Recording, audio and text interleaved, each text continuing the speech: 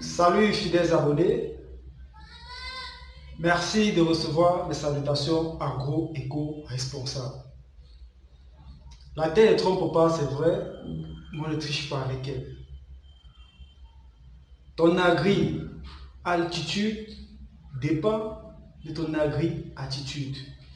Alors, conscient de cela, dans cette vidéo, nous allons partager avec vous le schéma de rotation culturelle.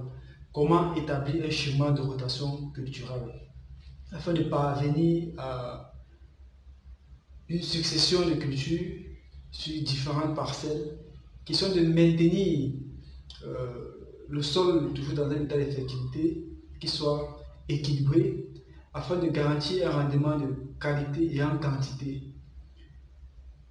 Ceci vous permettra, chers abonnés, de faire des successions de cultures sur une période de 2 ans, 3 ans, 4 ans, 5 ans. Car beaucoup sont ceux qui font des cultures sur les mêmes parcelles. Beaucoup sont ceux-là qui ne rodent pas les cultures, qui ont une parcelle, chaque année ils font la même culture. Par exemple, peut-être le maïs, se voit en train de faire le maïs sur la même parcelle pendant 1 an, 2 ans, 3 ans, 4 ans, 5 ans. Ce n'est pas une bonne pratique culturelle. Il est recommandé de faire des rotations de culture pour équilibrer le sol, pour permettre de limiter beaucoup plus le déséquilibre nutritionnel, de limiter les invasions de maladies et des ravageurs. Donc, dans cette vidéo, chers agripreneurs, nous allons partager avec vous comment établir un schéma de rotation culturelle afin que vous puissiez, vous aussi, être capable de le faire, que vous puissiez partager cela avec votre ingénieur ou votre technicien qui puisse mettre cela en pratique et que vous puissiez faire vivre le sol et que ce sol en retour puisse vous apporter ce dont vous avez besoin. Car le sol, c'est l'élément de base fondamentale à partir duquel on peut obtenir ce qu'on a besoin, mais il faudrait que sa fertilité puisse être maintenue. Il faudrait que nous puissions penser à une agriculture durable, une agriculture qui soit écologique, qui soit naturelle, qui soit régénérative et non extractive. Alors, pour parvenir à cela, il est important de faire des rotations de culture sur la parcelle afin d'éviter que la parcelle ne soit amortie et autres. Là, c'est valable pour des cultures vivrières, des cultures annuelles. Mais on peut faire aussi des cultures pérennes, et dans ces cultures pérennes, on associe des cultures annuelles ou vivrières.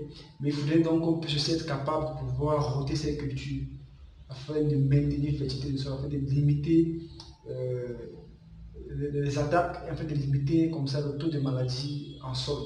Donc, cette rotation de culture est très importante, non seulement pour l'agriculteur, mais aussi pour le sol. Pourquoi? Parce que quand vous rotez les cultures, cela vous permet d'améliorer le rendement, cela vous permet de faire une diversité culturelle.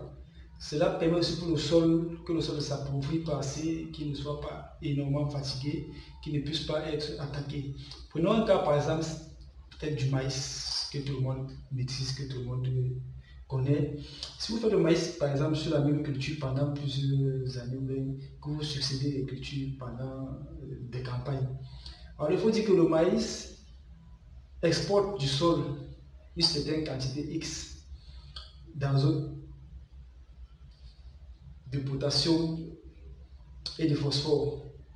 Or, si vous faites donc cela et que vous revenez la campagne suivante avec encore le maïs, ça veut dire que vous partez déjà à moins X d'éléments azote, phosphore, potassium dans le sol. Vous voyez comment en termes de nutriments, vous avez déjà un déséquilibre.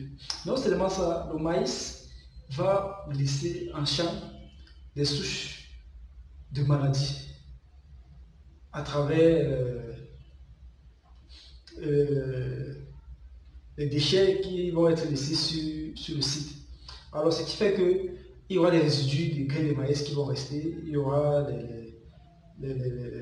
ces résidus donc, et ces résidus peut-être vont contenir des maladies, des spores de maladies. Comme vous allez refaire encore la précédente culture et la prochaine culture, vous allez vous rendre compte que votre maïs va être hyper attaqué. Parce que ces pathogènes étant présents en sol se reconnaissent rapidement avec cette culture. Et non seulement ça, le sol est à profit, vous n'allez pas avoir en fait grande chose. C'est valable pour toute autre culture. Donc, pour exemple, pour laquelle il est important de diversifier, parce qu'en diversifiant, en rotant les cultures, les déséquilibres ou l'apport ou le besoin de soutien ne sont pas pareils pour toutes les cultures. Et les pathogènes aussi varient d'une culture à l'autre. Ce qui fait que si vous apportez une culture autre que le maïs, l'attaque ne sera pas pareille. Donc, fidèles abonnés, raison pour laquelle nous avons jugé idéal en cette phase de transition, de campagne agricole ou de préparation de la campagne agricole à venir, de partager avec vous cette vidéo sur la rotation de culture que nous espérons bien que vous allez pouvoir mieux assimiler et mettre cela en pratique. Donc, installez-vous bien, on passe à la phase pratique de la chose. Et on revient après les explications pour conclure sur la vidéo.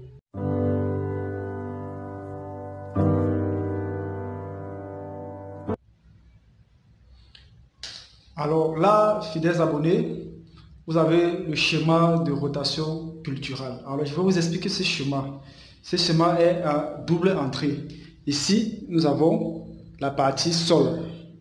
Ici, nous avons la partie année. Il faut dire que sol ici prend E.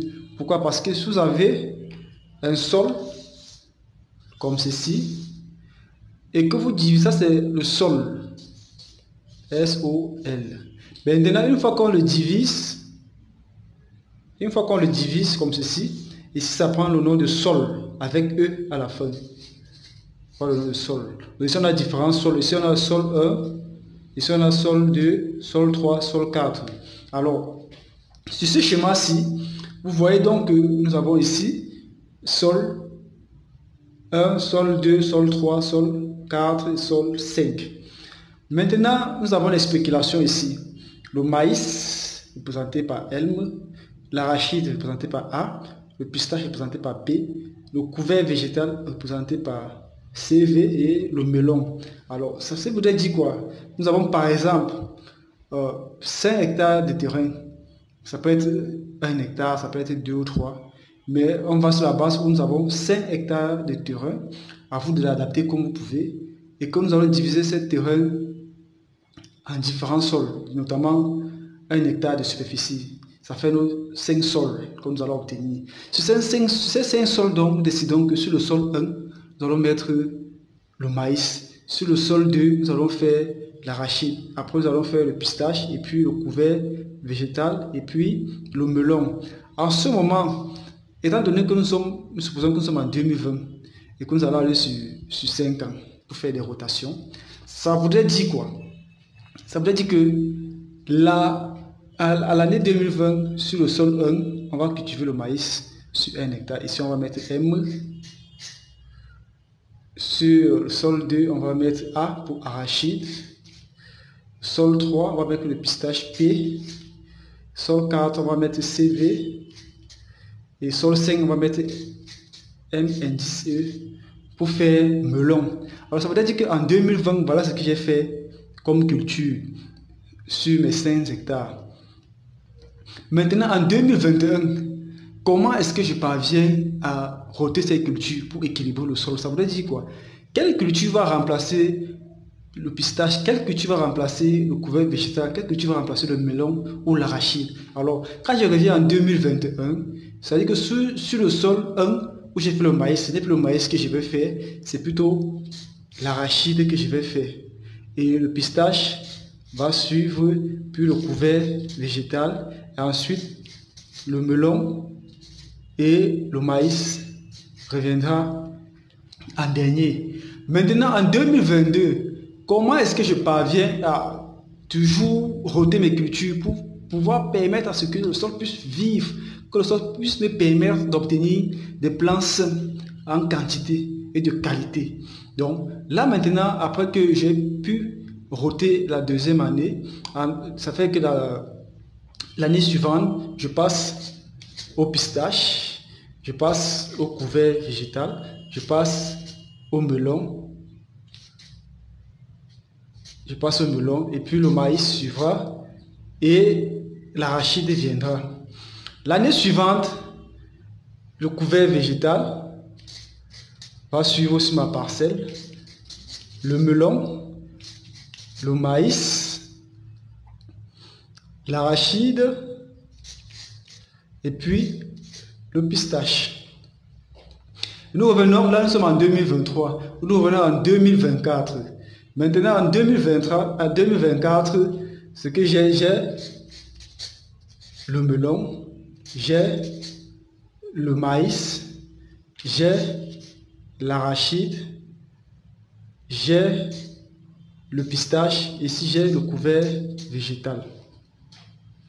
Alors, quand on revient donc en 2025, on va faire un cycle complet. Ça voudrait dire quoi? Ça voudrait dire que le maïs doit retrouver sa parcelle initiale. Après que le maïs trouve sa parcelle initiale, l'arachide retrouve sa parcelle aussi, le pistache, le couvert végétal, et puis nous avons le melon. Alors vous voyez donc combien on quitte de 2020 à 2025 et que le maïs a roté, c'est-à-dire que toutes les cultures sont passées sur les différents sols. Ça fait que là vous avez fait le maïs, l'arachide est revenu, le melon est passé, le couvert végétal est passé. Ça équilibre le sol, ça permet de garantir une bonne production. Alors, quand vous avez fait ce schéma, comment vous rassurer que vous avez bien établi votre schéma pour ne pas vous tromper? Parce que si vous établissez ce schéma et que vous remettez à votre chef d'exploitation ou votre ingénieur, il va tout simplement appliquer ce que vous l'avez dit. Et si vous vous trompez, ça ne va pas donner. Alors, il suffit juste à venir se rassurer sur les côtés. Là, par exemple, j'ai arachide sur la diagonale. Ça me donne arachide. J'ai pistache. J'ai couvert végétal. J'ai le melon.